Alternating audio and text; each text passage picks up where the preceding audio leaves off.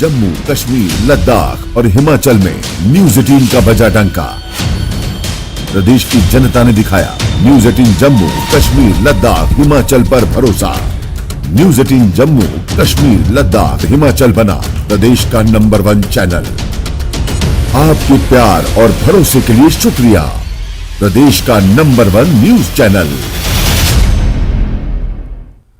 और बुलेटिन की शुरुआत बड़ी खबर के साथ करेंगे। बड़ी खबर आ रही है, 7 दिन बाद सीएम सुखविंदर सिंह सुक्खू शिमला पहुंचे हैं और उनके साथ एडवोकेट जनरल अनूप रत्न भी दिल्ली से सीएम के साथ आए हैं। इस दौरान सीएम ने सीपीएस के इस्तीफे के सवाल पर कुछ नहीं कहा और इसे सिरे से टाल दिया। सीएम ने कहा कि ऐसा कोई सवाल नहीं और कोई ऐसी अटकलें नहीं है। वहीं प्रदेशाध्यक्ष बदलने के सवाल पर भी सीएम ने कहा कि ऐसी कोई चर्चा नहीं हुई है और आला कमान से कई मुद्दों पर चर्चा हुई है। उन्होंने साथ ही इसका भी जिक्र किया।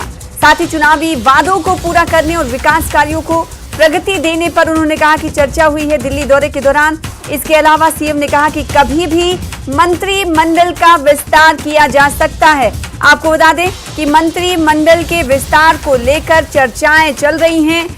3 मंत्रिमंडल की सीटें हैं, यानी 3 मंत्री को मंत्रिमंडल में शामिल किया जाना है और 6 मंत्रियों की रेस के हवाले से नाम भी हमने आपके सामने रखे हैं। तो बड़ी खबर यह है कि अब सीएम सुक्खू शिमला पहुंच गए हैं। प्रतिभा सिंह जो है उनको हटाया जा सकता है, जो चिंतन शिविर में वहां पर कहा गया था। सर क्या क्लैरिटी है इस पे, मतलब क्या आप इस पे कहेंगे सर, आपका टेक क्या? मैंने तो विक्रमादित्य की पोस्ट पढ़ी नहीं जी, और अभी कोई ऐसी बात है ही नहीं कोई जिस पर कोई चर्चा हो, तो इन बातों को राजनीतिक रंग देना भी ठीक नहीं होता। और निश्चित तौर पर सब लोग हम मिलकर पार्टी का ही काम कर रहे हैं, सरकार का ही काम कर रहे हैं। एक लगाई जा रही है कि सीपीएस में इस्तीफा दे सकते हैं। मेरी जानकारी नहीं, आप बताओ कि हाँ किसी ने बोल रहा है तो बताओ। लेकिन एक सवाल है सर, ये सीपीएस को लेकर लगातार सवाल उठाए जा रहे हैं। भाजपा कोर्ट गई है और जो सत्यपाल जैन हैं वो केस की पैरवी यहाँ पर कर रहे हैं उनके कलीग के साथ। किस तरह से आप इसको देख रहे हैं? इसको लेकर भी लगातार राजनीति, देखिए वो विपक्ष की भूमिका निभा रहे हैं और उनके पास जो भी हथियार होते हैं, चाहे कानून का हथियार है चाहे राजनीतिक हथियार है, उस दृष्टिकोण से विपक्ष की पार्टी का दायित्व भी होता है वो मुद्दे इन बातों को उठाते हैं। लेकिन हम सरकार की तरफ से सब प्रकार से तैयार है। लेकिन और एक अहम खबर जिसका रुख कर लेते हैं। असल में आज जो ये खबर आई थी कि हाईकोर्ट के फैसले से पहले सभी सीपीएस इस्तीफा दे सकते हैं। ये सीपीएस कौन कौन है ये हम आपको ग्राफिक्स के जरिए दिखाएंगे कि सीपीएस का जिम्मा क्या होता है, जिम्मेदारी क्या होती है, उनका काम क्या होता है। अब देखिए कि सुक्खू सरकार के ये 6 सीपीएस कौन हैं। सुंदर सिंह ठाकुर सीपीएस हैं, विधायक कुल्लू से आते हैं। किशोरी लाल सीपीएस है, विधायक है, और राम कुमार भी सीपीएस है, विधायक दून से आते हैं। संजय अवस्थी सीपीएस है, जबकि ये विधायक अर्की से आते हैं। आशीष बुटेल की बात अगर करें तो ये भी सीपीएस है। ग्राफिक्स राम कुमार सीपीएस दून की आप देख पा रहे हैं। इसके अलावा संजय अवस्थी जो कि विधायक है अर्की से, ये भी सीपीएस बनाए गए हैं। इसके साथ ही और भी सीपीएस हैं जिसे टीवी स्क्रीन पर हम आपको इस वक्त दिखा रहे हैं। आशीष बुटेल का नाम हमने आपको दिखाया इस वक्त, ये भी सीपीएस नियुक्त किए गए हैं, ये पालमपुर से आते हैं। वहीं मोहनलाल ब्राक्टा ये भी सीपीएस बनाए गए हैं और ये रोहड़ू से आते हैं। तो बड़ी खबर ये है, आपको याद होगा जब सीपीएस बनाया गया तो उस वक्त भारतीय जनता पार्टी की तरफ से लगातार कांग्रेस पर तीखे हमले किए गए कि कांग्रेस ने सीपीएस की झुंड बना रखी है। उन्होंने नेताओं को ओहदा देने के लिए इस तरह के ओहदे को कहीं ना कहीं सामने लाया है। और अब बड़ी खबर ये है, जो खबर आई थी कि हाई कोर्ट के फैसले से पहले सभी सीपीएस इस्तीफा दे सकते हैं। हाई कोर्ट के फैसले के हवाले से सबकी निगाहें टिकी हुई हैं। वहीं अब देखना ये होगा कि क्या हाई कोर्ट का फैसला आने से पहले ये सीपीएस इस्तीफा देते हैं नहीं देते हैं, क्योंकि एक बार फिर से आपको बता दें कि सीपीएस के मुद्दे पर लगातार भाजपा कांग्रेस सरकार पर, सुक्खू सरकार पर हमलावर रही है। और ये सीपीएस क्या पहली बार बनाए गए जिसके बाद भाजपा इतनी हमलावर है, ये भी सवाल उठता है। अपनी संवाददाता से जानने की कोशिश करेंगे। हमारे साथ रणवीर जुड़ रहे हैं, जो इस खबर को बड़े ही करीब से देख रहे हैं, नजदीकी से कवर कर रहे हैं। रणवीर से हम समझने की कोशिश करेंगे। रणवीर, सबसे पहले तो ये बताइए जनता को कि सीपीएस पर जो बवाल चल रहा है, पिछले कई महीनों से हम देख रहे हैं, भाजपा सुक्खू सरकार पर हमलावर नजर आती रही सीपीएस के मुद्दे पर ही। अब ये कहा जा रहा है कि हाईकोर्ट के फैसले आने के पहले ही ये तमाम सीपीएस जो हैं इस्तीफा दे सकते हैं। तो क्या ये माना जाए कि ये आर पार और हमले की लड़ाई यहां तक पहुंच चुकी है कि हाईकोर्ट के फैसले के आने से पहले ये तमाम सीपीएस इस्तीफा दे सकते हैं? समझाइए पूरे मुद्दे को। जी हाँ, देखिए, पहले तो इसको इस तरह से देखना होगा कि एक कानूनी पक्ष इसमें है। हाईकोर्ट में याचिका दायर की गई है और उसमें साफ तौर पर कहा गया है कि ये सीपीएस बनाए नहीं जा सकते।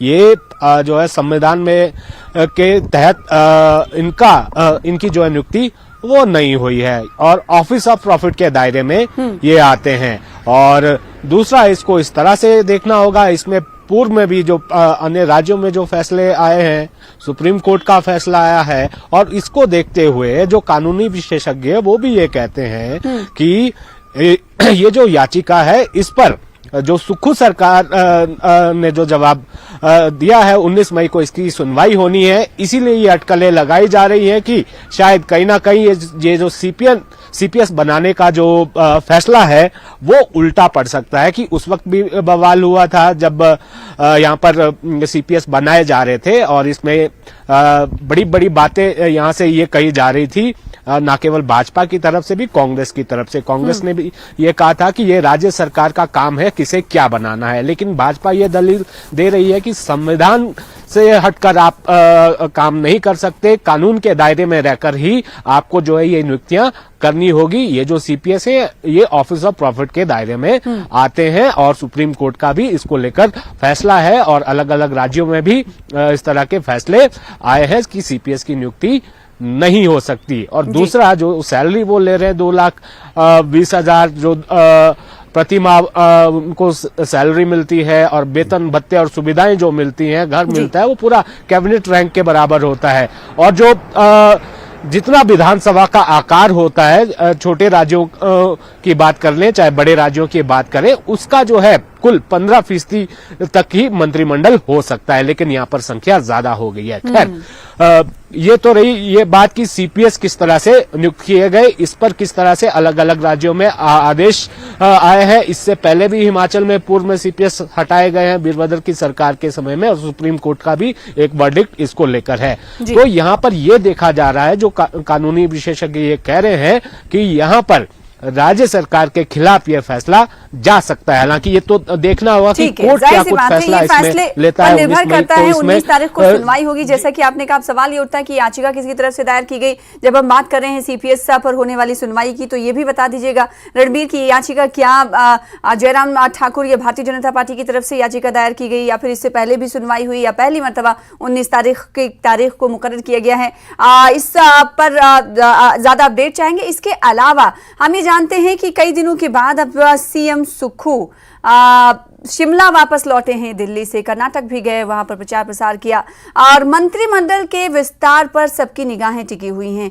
6 नाम रेस में हैं, लगातार हम ग्राफिक्स के जरिए दिखा रहे हैं। क्या माने इन 6 नामों में से 3 कौन भाग्यशाली होगा जिसे ये कुर्सी मिलेगी? रणबीर, एक नाम तो आप तय मानकर चले, जिसमें राजेश धर्माणी का नाम है, वो तय माना जा रहा है कि वो मंत्रिमंडल में शामिल होंगे।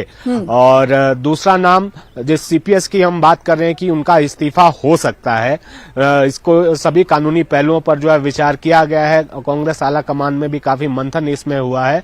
तो एक नाम जो है सीपीएस किशोरी लाल का भी आ रहा है, और एक और नाम हमें इस सूची में ऐड करना होगा, जो चर्चाएं चल रही हैं उसमें सुंदर सिंह ठाकुर जो सीपीएस है, उनका भी नाम चल रहा है। देखिए, ये सियासी फैसले होते हैं, सियासत में जो है अंतिम समय में क्या कुछ बदलाव होता है ये हमने देखा है। लेकिन अभी तो ये मानकर चले कि जो 5-6 नाम चल रहे हैं, इनमें एक और नाम शामिल है, वो है सुंदर सिंह ठाकुर का, जो कुल्लू से विधायक हैं और मौजूदा सरकार में सीपीएस है।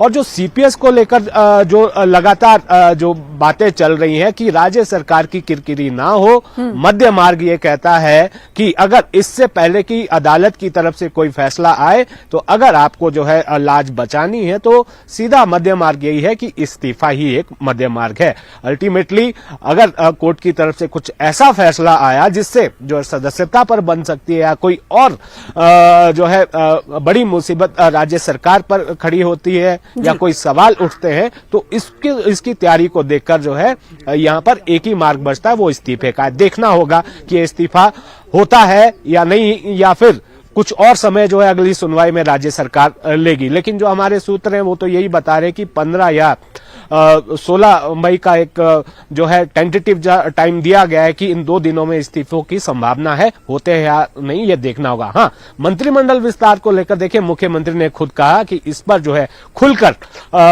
मुख्यमंत्री ने कहा कि चर्चा इस पर जो कांग्रेस आला कमान है उनके साथ हुई है, हिमाचल मामलों के प्रभारी हैं राजीव शुक्ला, उनके साथ चर्चा हुई है, तो जल्द ही मंत्रिमंडल का विस्तार होगा। और दूसरा, इसको इस तरह से भी देखा जा सकता है कि सीपीएस अगर इस्तीफा देते हैं तो उनमें से जो 2 नाम अभी जो बताए जा रहे हैं सूत्रों के हवाले से वो जो है मंत्रिमंडल में शामिल हो सकते हैं। और यहाँ पर ये भी देखना होगा कि क्या कुछ अंतिम क्षणों में होता है। अभी तो ये खबरें जो है छन छन कर निकल कर आ रही है।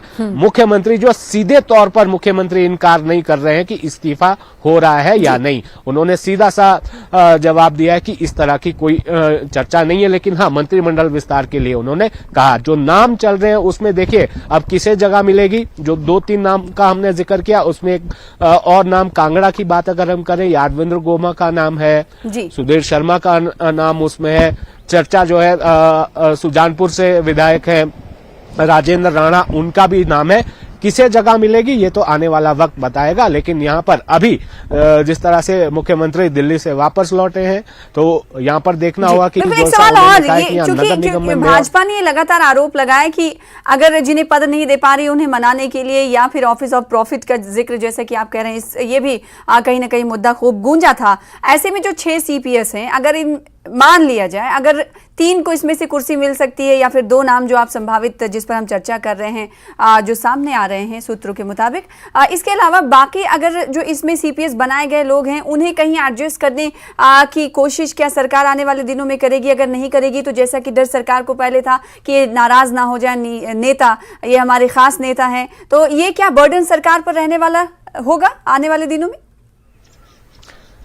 सना देखिए, जब सुक्खू सरकार सत्ता में आई थी, मुख्यमंत्री और उप मुख्यमंत्री ने शपथ ली थी, उसके बाद ये चर्चाएं बहुत ज्यादा जोरों पर थी। असंतुष्ट हो सकते थे विधायक, ये कहा जा सकता था। देखिए, एक तो आप सीधा मानकर चलिए कि नेताओं की नाराजगी दूर करने के लिए जो है सीपीएस बनाए गए थे और कोई आवश्यकता इसमें नहीं थी, एडजस्टमेंट भी जिसे कहा जाता है।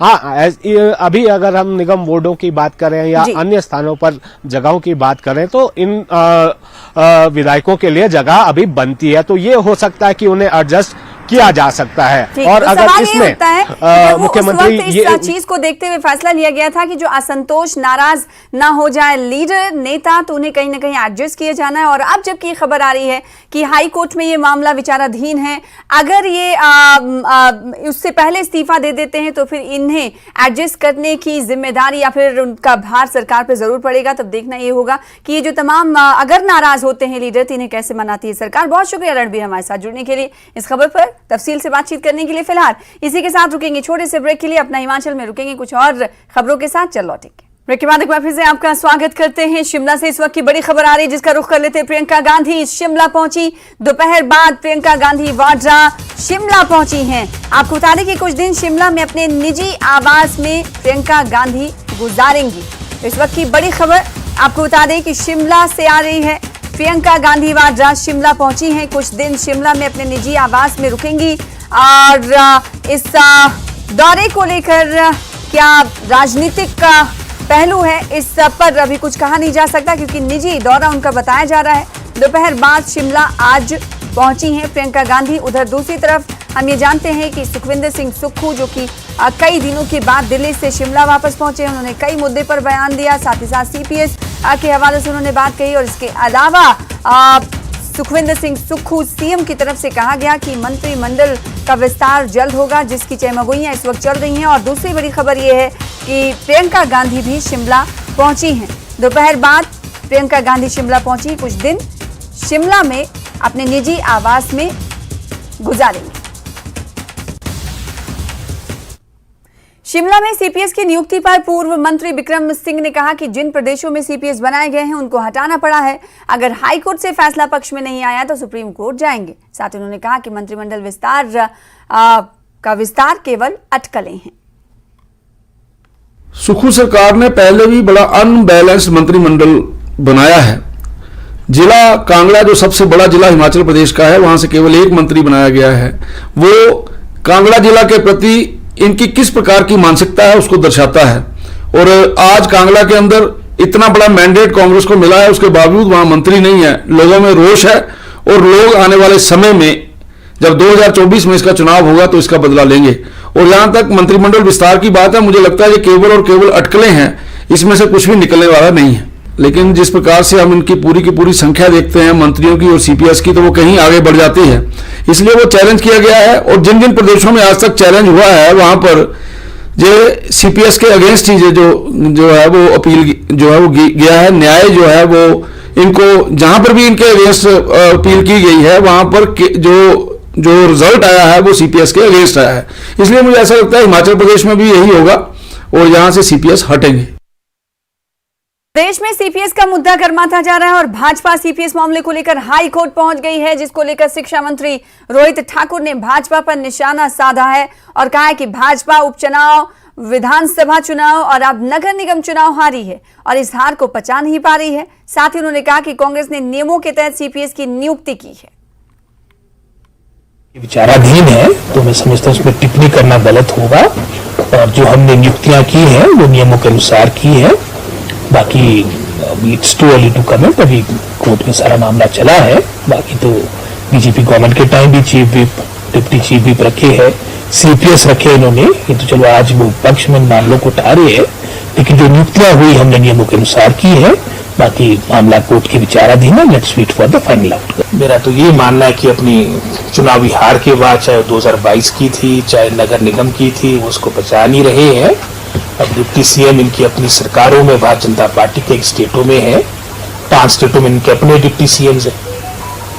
ये अपनी बातें सब इनको माफ है। वो तो कहती है कि ड्राई क्लीन मशीन है हमारी भारतीय जनता पार्टी, इनको सब माफ है, बाकी और ऊपर सब बातें लागू करते हैं। आगे बढ़ेंगे। शिमला में जवाहरलाल बाल मंच कार्यक्रम आयोजित हो रहा है, जिसमें शामिल होने के लिए सीएम सुखविंदर सिंह सुक्खू पहुंचे। आपको बता दें कि कांग्रेस के जवाहर बाल मंच के राष्ट्रीय सम्मेलन में सीएम हिस्सा ले रहे हैं और इस कार्यक्रम में 25 राज्यों के प्रतिनिधि भी शामिल हो रहे हैं। इसके साथ ही कांग्रेस प्रदेश कार्यालय में आयोजित हो रहा है 2 दिवसीय सम्मेलन। वहीं कांग्रेस विचारधारा का प्रचार प्रसार करने के उद्देश्य से ये सम्मेलन आयोजित हो रहा है। और इस वक्त की बड़ी खबर का रुख कर लेते हैं। आपको बता दें कि नेता प्रतिपक्ष जयराम ठाकुर दिल्ली दौरे पर हैं।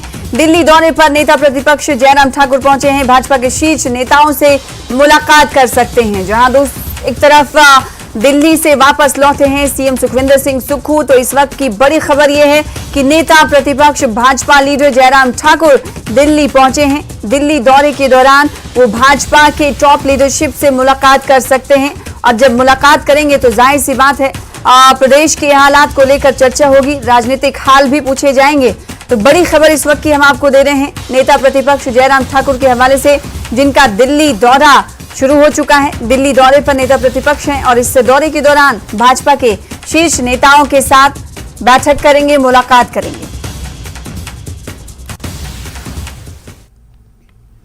आगे बढ़ेंगे। हिमाचल के नए नवनिर्वाचित विधायकों का संसद भवन में ट्रेनिंग सेशन चलाया गया, जिसके लिए कांग्रेस और बीजेपी के नए विधायक दिल्ली पहुंचे। ये ट्रेनिंग 12 मई तक संसद में चलने वाली है, जिसमें विधायकों को अनुशासन, सवाल पूछने का तरीका, नियम, कायदे, कानून के बारे में बताया जा रहा है। सत्ता पक्ष में रहकर आदमी बात करता है, विपक्ष के साथी का किस तरीके से उसकी बात का आदर करना चाहिए, सम्मान करना चाहिए। तमाम भाजपा के हों, कांग्रेस के हों, पहली बार जो विधायक बने हैं उन्हें संसद भवन में जाने का मौका मिला है। आप सब लोग एक साथ, जो कि बीजेपी, कांग्रेस तमाम विधायक हैं जो पहली बार बने हैं, क्या नाम है आपका और किस तरीके से चल रहा है आपका शिविर? मेरा नाम डॉक्टर जनकराज है। मैं चंबा जिले के जनजातीय क्षेत्र भरमौर से भाजपा का विधायक चुना गया हूं और हम लोगों को इस प्रशिक्षण शिविर में जो जानकारी दी जा रही है उससे हमें लगता है कि आने वाले समय में जो हमारी जनता ने जो हमें दायित्व दिया है उसको निभाने में हमें बहुत मदद मिलेगी। कांग्रेस से विधायक हैं आप, किस तरीके से जो अपने साथी की बात आप सुन रहे थे, क्योंकि एक सहयोगी के रूप में आप लोग संसद भवन में हैं और एक दूसरे का सपोर्ट भी कर रहे हैं, ट्रेनिंग कैसी चल रही है? मेरा नाम अजय सोलंकी है। मैं जिला सिरमौर के नाहन निर्वाचन क्षेत्र से कांग्रेस पार्टी के का विधायक चुन के आया हूं और यहां हमारा ओरिएंटेशन प्रोग्राम चल रहा है, अच्छा चल रहा है। अभी तो कल फर्स्ट डे था, सेकंड डे है, तो काफ़ी कुछ सीखने को मिल रहा है। और वैसे तो हम 2 सेशन अटेंड करके हिमाचल के विधानसभा में आ चुके हैं, लेकिन यहाँ ओरिएंटेशन प्रोग्राम में जो नई चीज़ें सीखने को मिल रही है, निश्चित तौर पे इससे जो है हमारे क्षेत्र की आवाज़ उठाने के लिए मौका मिलेगा। जब विधानसभा में जो फीलिंग होती है वो अलग है और ये जो संसद भवन में फीलिंग है वो अलग है, कि चीज़ें एक ही हैं, दोनों स्तर और जो स्थिति है अलग अलग है। जो कि ये संसद भवन है वो विधानसभा है, मगर बातचीत व्यवहार हर जगह एक जैसा ही होता है। देखिए, जो प्रणाली है वो तो सेम ही है। उसको समझने में हमें इसलिए भी फायदा हुआ है क्योंकि ऑलरेडी हमारा सेशन हो चुका है और हमारे जो स्पीकर हैं वो बहुत इनकरेजिंग है। जो हमारे युवा जो साथी हैं, तो कई अपॉर्चुनिटीज़ में हमें रूल भी नहीं मालूम था, उसके बाद भी उन्होंने हमें अलाउ किया। तो अभी रूल्स के बारे में प्रैक्टिकली समझ भी आ गई थी। यहाँ पे आके रिसर्च वर्क के ऊपर कैसे काम करना है, इसके ऊपर किस तरह देश आगे बढ़े, इसके ऊपर विचार करने का मौका मिला और अपने आप को सुदृढ़ करना, रिसर्च को अपना बेटर करना, इसके ऊपर ज़्यादा चर्चा हो रही है। इन विधायकों को विधानसभा स्पीकर के सामने व्यवहार करना चाहिए, किस तरीके से नियम कायदे कानून का पालन करना चाहिए, किस तरीके से विधानसभा में अनुशासन रखना चाहिए, तमाम चीज़ों के बारे में बिंदुवार तरीके से इनको संसद भवन में ट्रेनिंग दी जा रही है। यही वजह है कि तमाम ये नवनिर्वाचित विधायक दिल्ली पहुंचे हैं। कैमरामैन कार्तिक के साथ मैं रवि मिश्रा, न्यूज़ 18 नई दिल्ली। फिलहाल इसी के साथ अपना हिमाचल में इतना ही। छोटे से ब्रेक के बाद देखिए तेज रफ्तार अंदाज में मेरे साथ जुड़कर खबरें। नमस्कार।